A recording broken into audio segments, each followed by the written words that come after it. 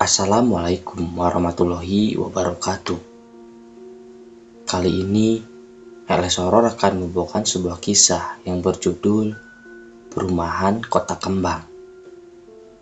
Kisah ini saya dapatkan dari pengalaman pribadi seorang satpam yang bertugas menjaga sebuah perumahan di Kota Kembang.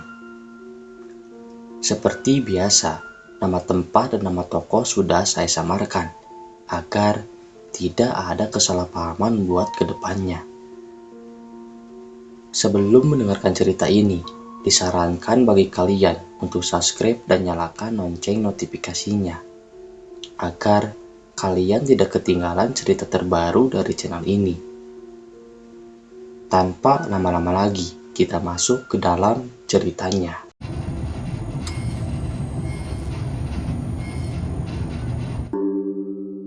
Perkenalkan, nama saya Satya, sebuah nama samaran.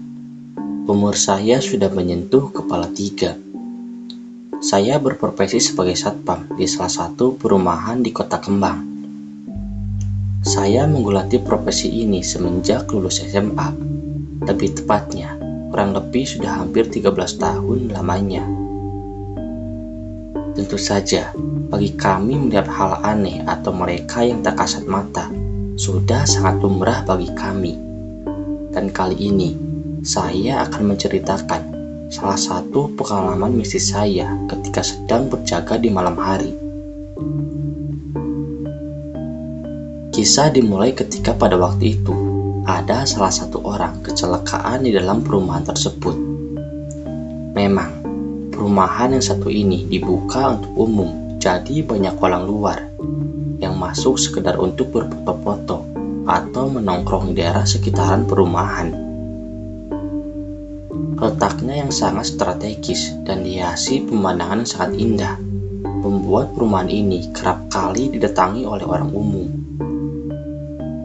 Saya yang saat itu sedang berjaga di sore hari, tiba-tiba dikagetkan dengan suara benturan yang sangat keras dari arah dalam perumahan. Tidak berselang lama, terlihat 3 buah sepeda motor berhamburan bergegas keluar dari pintu gerbang. Yang di sebelah kirinya ada pos satpam yang sedang saya jaga.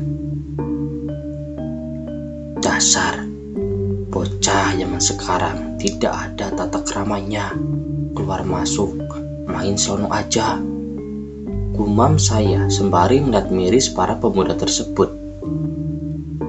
Di sela-sela itu, seketika ada salah satu penghuni perumahan yang berjalan bergegas menghampiri saya.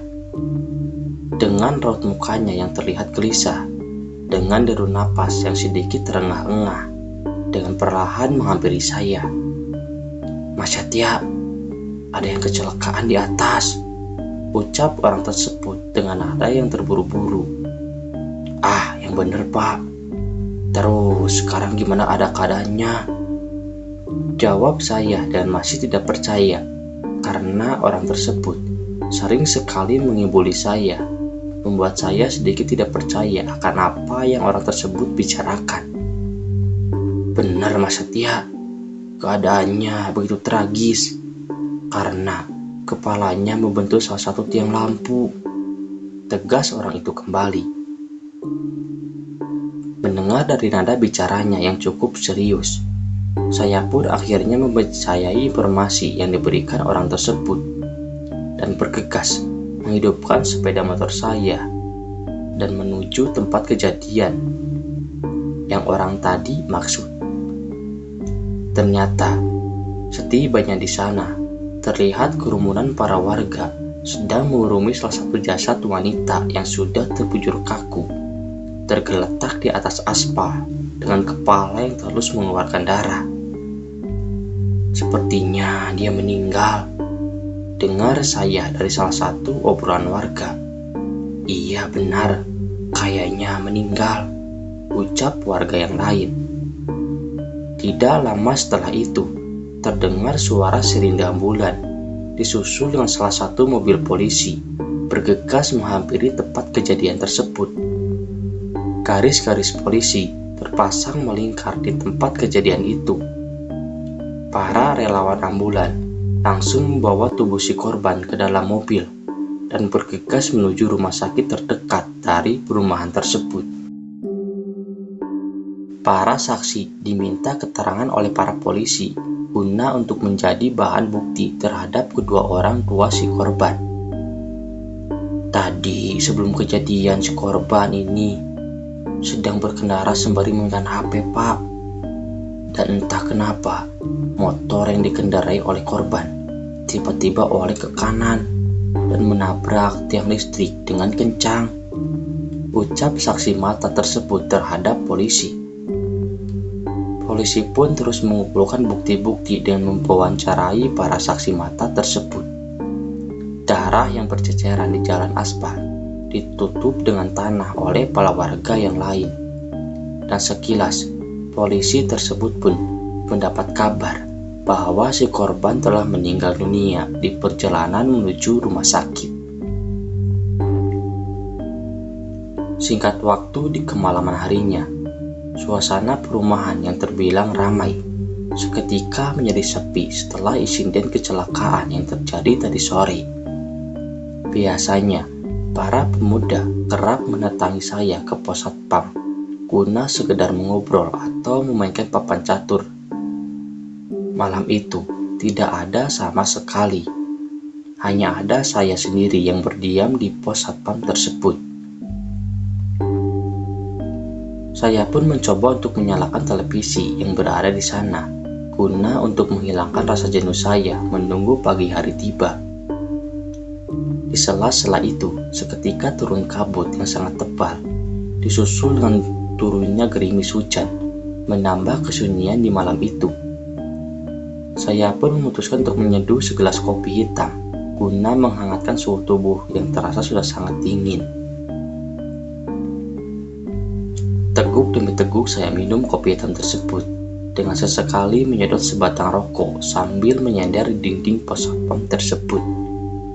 Hujan pun semakin lebat, disusul dengan tiupan angin yang menghembus menambah rasa dingin ketika hembusan itu menerpa tubuh ini.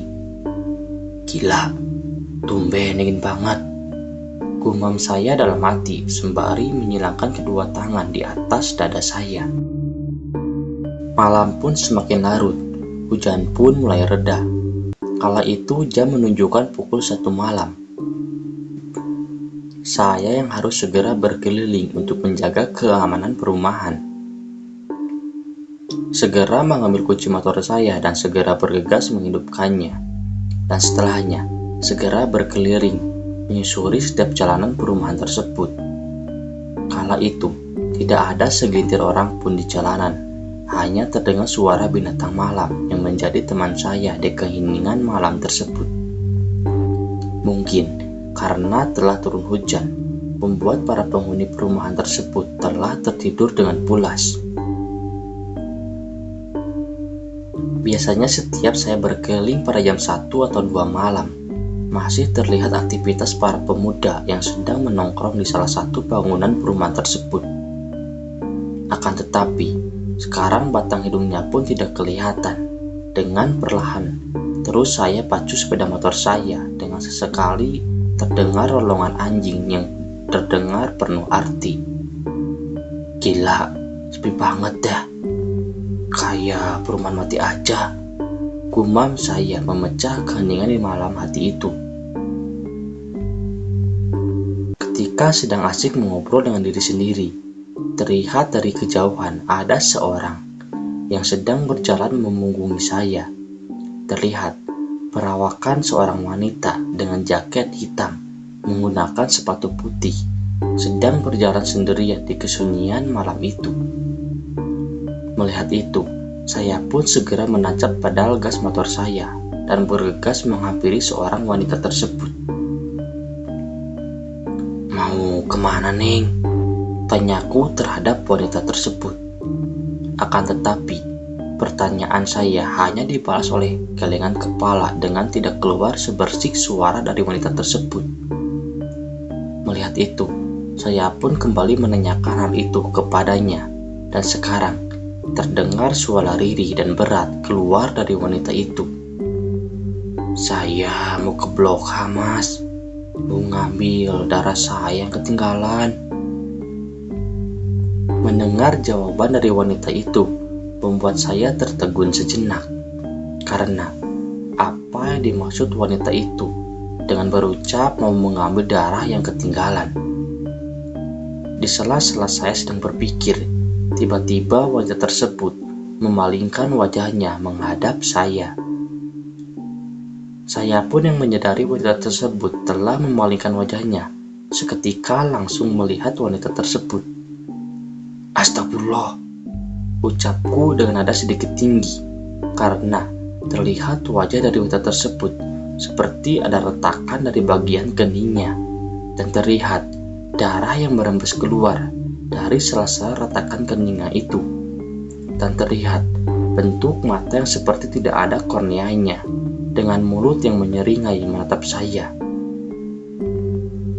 Mau anterin saya ke Blok A, Mas? Ucapnya dengan diiringi suara cekikikan yang membuat saya menjadi lemas dibuatnya. Sekilas saya teringat akan jaket dan sepatu yang dikenakan wanita tersebut. Ternyata sama persis dengan yang dipakai orang yang tadi sore kecelakaan di perumahan ini. Mengingat itu, saya pun menjadi kalang kabut. Karena mau pergi, tubuh saya seketika merasa lemas dan seperti tidak bersahabat. Motor yang tadi sedang saya gunakan tiba-tiba mati dengan sendirinya. Ambilin darah saya, Mas, ucap wanita itu dengan suara cekikikannya kembali. Ampun, jangan ganggu saya, jangan, teriakku sembari memejamkan mata ini. Dan seketika datang angin yang bertiup cukup kencang, disusul dengan suara cekikikan yang perlahan-lahan menghilang seiring hembusan angin tersebut. Saya pun mencoba untuk membuka mata saya dan alhamdulillah, sosok tersebut telah hilang entah kemana. Melihat itu, tidak pikir panjang, saya pun mencoba menghidupkan motor saya kembali dan segera bergegas melaju menuju pos satpam. Di keesokan harinya, saya yang kembali ke bagian jaga malam, segera bersiap-siap menuju tempat kerja saya. Waktu itu menunjukkan pukul 4 sore. Saya pun tiba di sana. Terlihat di depan pos satpam sudah ada salah satu teman saya yang sedang berjaga, sebut aja namanya Aris. Tumben, biasanya jam 2 udah di sini. Kok sekarang jam 4 baru datang? Ucap Aris. Iya, semalam saya gak bisa tidur nyenyak di sini. Jadi, tadi pagi pas sampai rumah saya langsung tidur dan baru bangun tadi jam 3, jawabku. Mendengar itu, Haris pun hanya menggelengkan kepalanya dan menyuruh saya untuk menyeduh kopi terlebih dahulu. Perbincangan demi perbincangan saya lontarkan, mencairkan suasana sore di tempat tersebut. Sampai seketika, saya memutuskan untuk menceritakan kejadian yang tidak mengenakan saat semalam kepada Aris. Riz, saya semalam ditempakin hantu, ucap saya. Jangan ngawur kamu mana ada hantu di tempat ini, jawabnya. Memang, semenjak pertama kali kami jaga di sini, belum pernah sekalipun ditempakin hantu. Jadi wajar Aris berbicara seperti itu. Saya serius, lebih tepatnya hantu dari korban kecelakaan kemarin sore, ucapku kembali. Yang benar kamu. Saya pun menceritakan semua kejadian yang kemarin malam saya alami kepada Aris. Mendengar cerita saya, tiba-tiba mata Aris terbuka dengan lebar. Sudah, saya jadi takut nanti kalau diterusin, ucap Aris memotong cerita saya. Maka itu Riz, kalau bisa kamu bisa temenin saya gak malam ini, ucapku. Gimana ya? Gimana nanti aja, kalau saya jenuh di rumah, nanti saya main ke sini deh, jawabnya kembali. Ya udah, kalau gitu ditunggu kabarnya ya Riz. Tidak kerasa, hari pun sudah mulai gelap. Saat itu jam menunjukkan pukul 7 malam.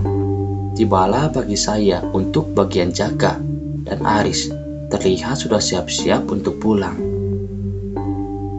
Ya udah, saya pulang dulu. Nanti kalau mau ke sini saya kabarin, ucap Aris sembari bergegas pergi dengan motornya. Saya pun hanya membalas perkataan Aris dengan anggukan dan langsung kembali ke dalam pos satpam. Suasana malam hari itu ramai lagi. Terlihat para pemuda yang berjumlah 4 orang bergegas menghampiri pos saya guna untuk menongkrong. Permainan catur pun kembali kami mainkan, sampai seketika jam menunjukkan pukul 10 malam. Satu persatu para pemuda tersebut bergegas pulang, dan ketika tepat pukul jam 11 malam, tinggal hanya menyisakan saya sendiri di dalam pos satpam tersebut. Seketika terdengar suara nada dering HP yang berbunyi. Mendengar itu, saya pun langsung mengambil HP saya dan terlihat nama Aris yang sedang menelpon saya. "Halo Riz, ada apa?" ucapku. "Kayaknya malam ini saya gak bisa temenin kamu deh, maaf ya," jawabnya di dalam telepon tersebut. Mendengar jawaban itu, saya pun seketika menghela napas panjang. Berarti malam ini saya kembali sendiri dengan trauma yang masih terbenam di dalam pikiran saya atas kejadian semalam. "Iya Riz, gak apa-apa, santai aja," ucapku kembali. "Iya, maaf nih ya, besok deh saya temenin kamu," jawabnya kembali. Iya. Saya pun langsung menutup panggilan telepon Aris dan segera meletakkan kembali HP saya. Suasana malam itu cerah sekali karena pada saat itu bulan berbentuk bulat sempurna dengan cahaya paling terangnya.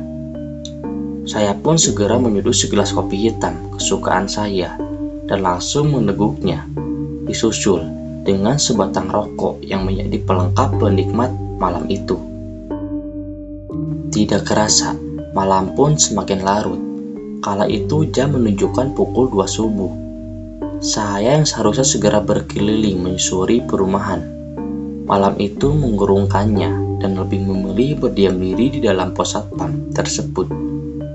Karena masih ada rasa takut akan kejadian yang tidak mengenakan semalam. Dan segera merebahkan tubuh saya di atas sebuah kasur tipis yang berada di dalam pos itu, berharap agar bisa tertidur pulas agar cepat melalui malam ini.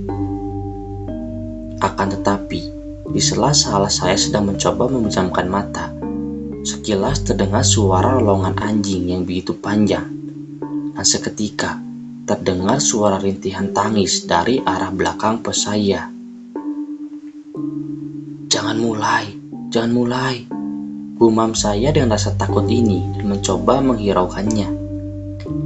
Akan tetapi, semakin saya hiraukan, suara rintihan tangis tersebut semakin dekat terdengarnya. Dan sekilas terdengar suara yang sedang berjalan di belakang pos tersebut. Keringat dingin tiba-tiba keluar. Hawa yang tadinya serasa dingin sekarang berubah menjadi panas karena rasa takut yang saya alami. Disusul dengan bulu kuduk saya yang berdiri dengan sendirinya. Kini suara rintihan tangis tersebut berubah menjadi suara ketawa cekikikan yang begitu menusuk ke dalam telinga saya, membuat detak jantung saya berdetak dengan kencang, menahan rasa takut ini. Kini, pintu pos yang tadinya tertutup dengan rapat, sekarang terbuka dengan sendirinya, membuat saya seketika membelalakan pandangan saya menuju arah pintu tersebut. Terlihat dengan samar-samar perwujudan dari sosok yang saya kenal, yaitu sosok hantu dari korban kecelakaan tersebut, berdiri di depan pintu pos itu. "Tolong antar saya, Mas. Darah saya ada yang tertinggal," ucap sosok tersebut dengan suara beratnya. Mendengar itu, saya pun langsung menutup seluruh tubuh saya dengan selimut. Angan-angan agar bisa mengalihkan rasa takut saya, akan tetapi semua itu sirna. ketika terasa selimut yang sedang saya gunakan seperti ada yang menariknya. Perlahan selimut itu kini telah terbuka dari tubuh saya, membuat saya bisa melihat dengan jelas apa yang sekarang berada di hadapan saya. Terlihat wajah seram dari sosok tersebut hampir menyentuh muka saya.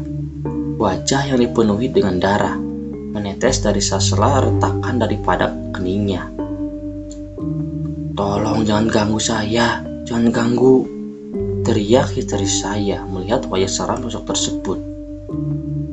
"Tolong ambilin darah saya, Mas," ucap sosok tersebut dengan suara cekikikannya. Rasa takut saya yang sudah menggebu-gebu membuat seluruh tubuh saya menjadi lemas dibuatnya. Dan seketika pandangan saya menjadi kabur dan tidak sadarkan diri. Bangun-bangun saat itu hari sudah terang. Terlihat Aris yang sudah berada di depan pos satpam sedang duduk dengan segelas air kopinya. Saya pun bergegas bangun dan menghampiri Aris. "Sudah bangun kamu?" ucap Aris melihat saya berdiri di sampingnya. "Iya, Aris," jawabku ketus. "Kenapa kamu gitu amat?" jawabnya. Saya pun tidak pikir panjang, langsung menceritakan semua kejadian yang semalam saya alami kepada Aris. Dan sekali lagi, mata Aris terbuka lebar sembari menatap saya. "Kalau gitu, lebih baik kamu bicarakan dengan orang pintar, agar hantu itu tidak mengganggu kamu terus," ucap Aris. Saya pun yang mendengar saran Aris yang masuk akal, langsung mencoba menanyakan orang pintar kepada para penghuni perumahan ini. Dan akhirnya, salah satu penghuni tersebut tahu akan orang pintar itu. Dan di keesokan harinya, orang pintar itu pun datang ke perumahan ini dan memberitahukan kepada kami untuk sekali lagi menaburkan tanah di bekas genangan darah dari korban kecelakaan tersebut. Dan di malam harinya, kami pun sepakat untuk melakukan pengajian di bekas tempat kecelakaan tersebut. Dan alhamdulillah, semenjak itu, saya tidak pernah diteror lagi dan semua berjalan dengan normal kembali. Oke, segini dulu cerita yang kali ini saya bawain. Bagi kalian yang suka, boleh like, comment, and share cerita ini. Dan terus dukung channel ini agar bisa menyajikan asupan-asupan horor bagi kalian.